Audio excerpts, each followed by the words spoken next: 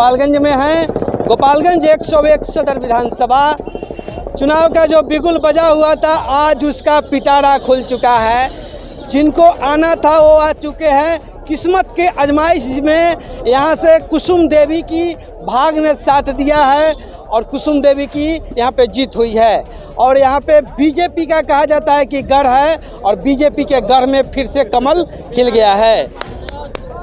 बहुत ताली बजा रहे हैं चचा। हाँ भाई, काहे नहीं भाई, उम्र में पूरा जश्न मना रहे हैं, मस्ती कर रहे हैं। एक सुभाष बाबू थे तब से हम लोग उनके साथ थे।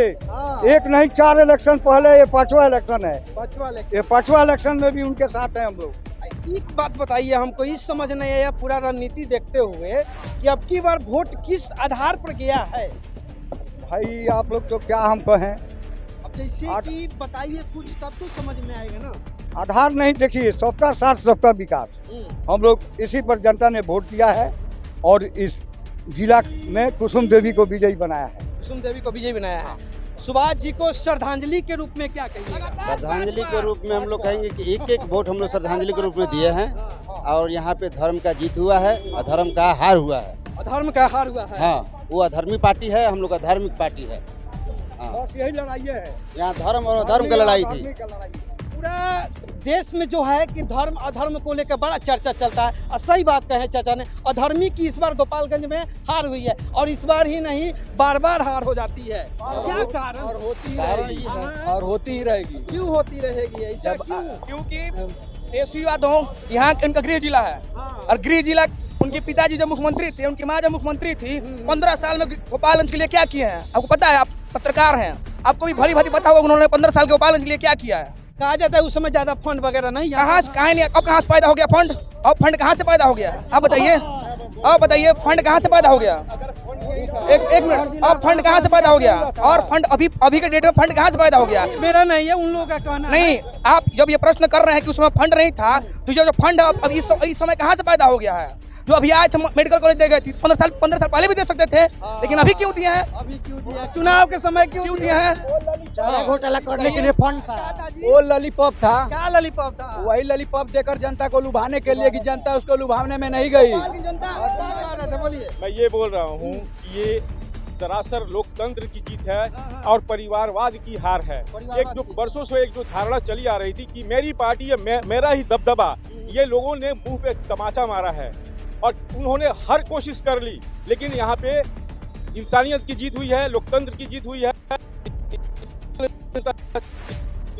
कुछ भी कर लो, आप लोगों को आप बरगला नहीं सकते हो झूठी संतावना दे करके।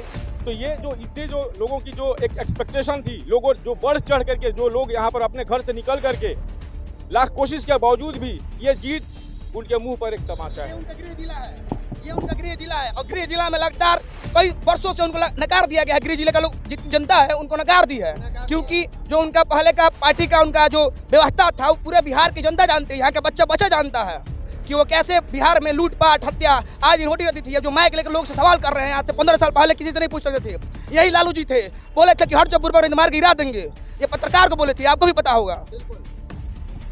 तो कहा जाता है कि युवाओं का साथ युवा दे रहा था, फिर युवा कैसे अचानक बदल गया? कैसे युवा होगा भाई? कैसे युवा होगा? 8वीं पास लोग युवा खाएंगे?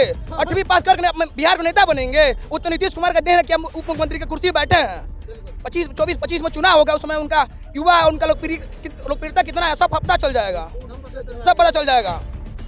इस बार जो गोपालगंज में आए थे, जिसे कहा गया है कि वो देकर गए थे मेडिकल कॉलेज देंगे ये वगैरह, वो सब, उस पर आप लोगों ने वोट नहीं किया। मैं आपसे बोला हूँ, उनके पिताजी उनके माताजी बिहार में 15 साल राज किए और ये उनका गृह जिला है।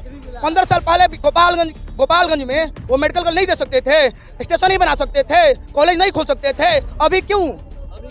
केवल वोटरों को लुभाने के लिए, वोट लेने के लिए और अपनी पार्टी बिहार की सबसे बड़ी पार्टी बनाने के लिए। लेकिन गोपालगंज की बच्चा हर एक जनता जानती है कि ये अगर ये जीत जाते हैं तो फिर से लूट अपहरण बलात्कार शुरू हो जाएगा, जंगल राजाना शुरू हो जाएगा। हाँ, शुरू हो गया है जंगल। लेकिन गोपालगंज की हर एक बच्चा जान गया है कि उनको हमको नकार देना है तो नकार देना है, तो नकार देना है। और कहीं ना कहीं फिर से मौका मिलने वाला था और जनता ने नकार दिया, साबित कर दिया कि सर आप इसके लायक नहीं हैं, आपके बस का विकास नहीं है।